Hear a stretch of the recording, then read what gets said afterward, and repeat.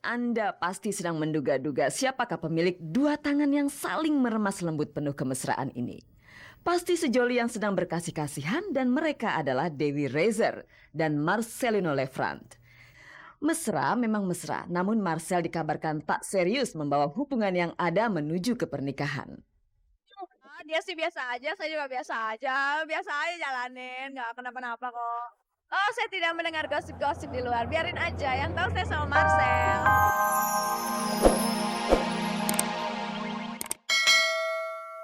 Pria penganut agama Hindu ini memang sudah tak asing dengan padepokan Gatot Brajamusti. Sampai-sampai terbit gosip I Putu Gede Arisute sudah diislamkan oleh A.A. Gatot. Gosip itu ternyata tak benar.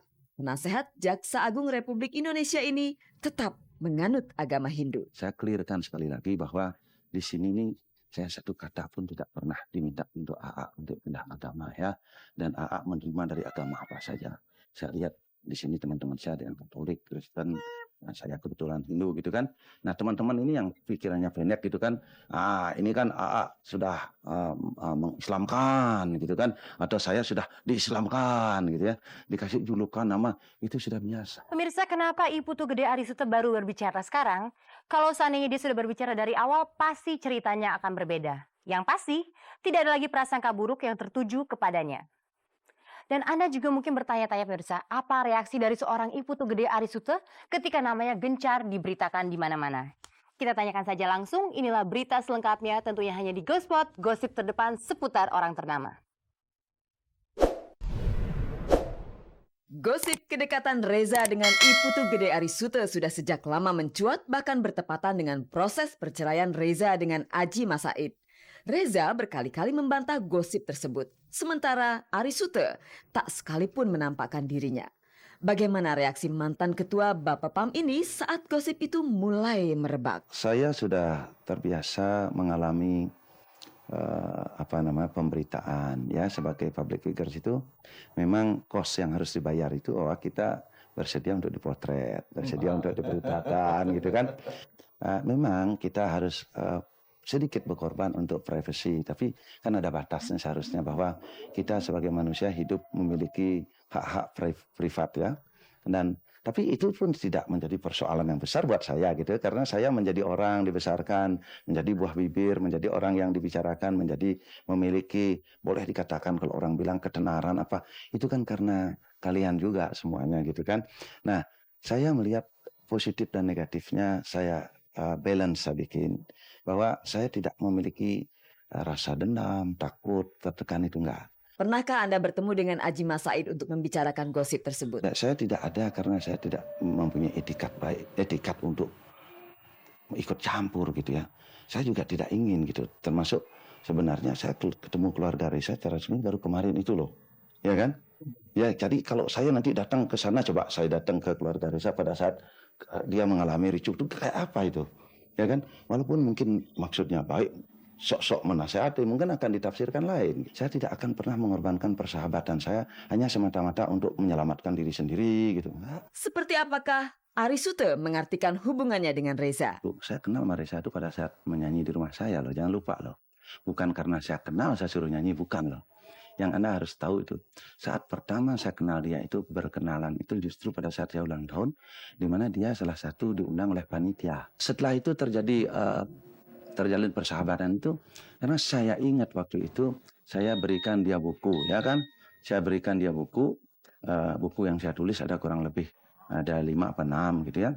Nah dia baca rupanya buku ini, dia menyampaikan keinginannya bagaimana sih caranya menulis buku. Jadi Reza juga dia lihat dia nggak berubah, saya juga nggak pernah berubah sebagai sahabatnya dia nanya ke saya nerbitin buku gimana sih, dia bilang reference gimana sih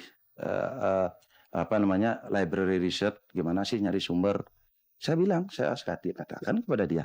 Nah, dia bilang kalau saya punya buku gini, gimana menurut tanggapan Pak Putu, dia bilang. Saya kasih tanggapan tertulis, ya kan? Saya tidak ingin bahwa dengan pemberitaan ini kita tambah baik atau tambah tidak baiknya. Tetap aja saya punya ukuran penilaian terhadap persahabatan teman-teman itu. Pria yang sedang menjadi kandidat doktor di Fakultas Ekonomi Universitas Indonesia ini sudah bicara banyak. Sekarang kembali kepada publik untuk mencerna segala perkataannya. Publik juga cukup penasaran siapakah sesungguhnya seorang I Gede Putu Arisute. Publik hanya tahu sebatas mantan ketua BPPN. Saya adalah orang yang direct gitu ya. Mungkin jarang Anda lihat pejabat yang nulis buku, yang berani menulis apa pengalamannya, apa yang benar menurut dia, apa yang salah menurut dia, dengan penuh subjektivitas gitu kan. Dan saya mohon maaf kadang-kadang karena langsungnya saya membuat statement, sikap saya yang begitu terbuka, sering banyak juga membuat orang lain tersinggung.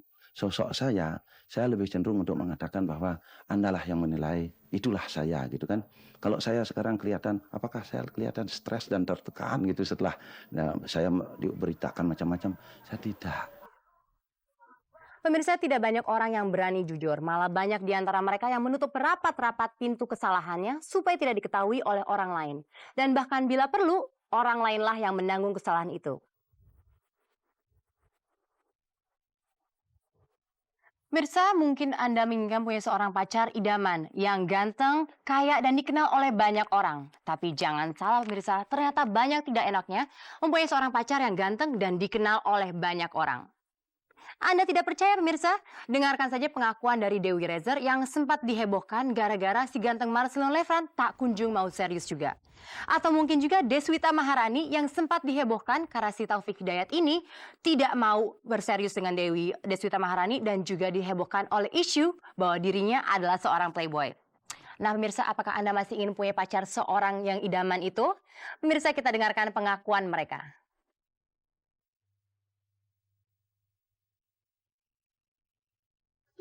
Anda pasti sedang menduga-duga siapakah pemilik dua tangan yang saling meremas lembut penuh kemesraan ini. Pasti sejoli yang sedang berkasih-kasihan dan mereka adalah Dewi Rezer dan Marcelino Lefrand. Kemesraan Dewi Rezer dan Marcelino tertangkap kamera Gospot beberapa waktu lalu di sebuah acara. Siapa sangka, meski tampil mesra di depan publik, kabar tak enak belakangan menerpa hubungan cinta mereka. Mesra memang mesra, namun Marcel dikabarkan tak serius membawa hubungan yang ada menuju ke pernikahan. Dia sih biasa aja, saya juga biasa aja jalanin, nggak kenapa-napa kok. Oh, saya tidak mendengar gosip-gosip di luar, biarin aja, yang tahu saya sama Marcel. Oh, jalanin aja, serius. Mantan VJ MTV ini diwawancarai awak Gospot di sebuah acara yang dihadiri banyak artis. Lihat saja, Dewi datang tanpa Marcel. Padahal sebelumnya Dewi Rezer amat jarang tampil sendirian seperti ini. Maksudnya enggak ya, jarang sih, saya juga jalan sendirian jarang. Baru sekarang aja nggak sama Marcel, biasanya sama Marcel. Cuman Marcel karena sebulanan ini dia lagi ada persiapan Mahadaya Cinta itu yang konsernya Mas Guru Soekarno Putra itu kan dia ikut partisipasi dengan ada Widya Fitri, ada Tora Sudiro, ada macam-macam, ada Aming itu kan, jadi dia latihan tiap hari sampai malam. Mungkin ada yang gosipin, kitanya biasa-biasa aja, asik-asik aja, asoy-asoy aja. Marcelnya makin sayang sama saya.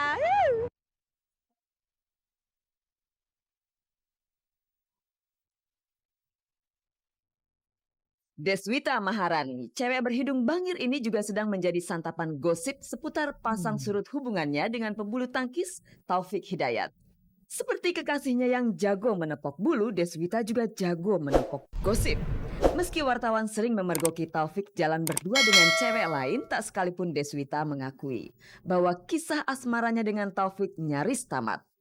Pada perhelatan babak final audisi pelawak TPI bahkan kamera televisi, nyata-nyata menangkap wajah Taufik bersama seorang gadis muda di antara deretan penonton. Bukan, itu bukan. Di api itu bukan wanita itu. Dan siapapun yang ada di situ aku tahu siapa orangnya. Dan apapun kejadiannya aku tahu. Karena kenapa juga aku sama Taufik memutuskan untuk nggak banyak bicara. Karena sebenarnya semakin banyak aku sama Taufik bicara, semakin timbul opini-opini baru. Jadi aku pikir biarlah apapun yang terjadi sama aku sama Taufik, kita yang lebih tahu gitu. Dan aku nggak perlu ungkapin ke semua orang apa yang terjadi sama kita. Dan semua teman-temannya dia aku tahu kok. Dia nggak pernah nutupin dia pergi sama siapa. Atau dia lagi main sama siapa, terus teman-temannya siapa-siapa aja, aku selalu tahu. Orang berasumsi negatif itu berarti bukan salah aku, bukan salah Taufik gitu kan. Jadi aku sama Taufik menyikapinya yaitu kita lebih memilih untuk diam deh, nggak usah banyak ngomong, karena percuma aku jelaskan pun nanti akan menimbulkan opini-opini baru yang justru akhirnya akan menjadi banyak pertanyaan datang ke kita. Ada cara mudah untuk menghentikan asumsi negatif itu, yaitu dengan menikah.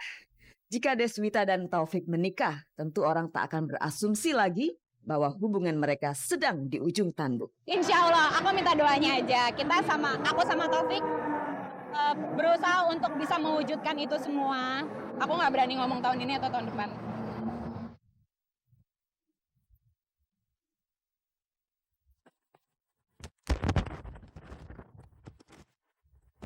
Pemirsa, Anda ingin tahu siapa gadis yang duduk di samping Taufik Hidayat saat api? Belilah tabloid Genie edisi terbaru yang terbit pada hari ini. Dan pesan saya untuk Anda, janganlah Anda jatuh cinta pada muka saja. Karena kegantengan dan kecantikan itu akan hilang ketika muka dimakan oleh keriput.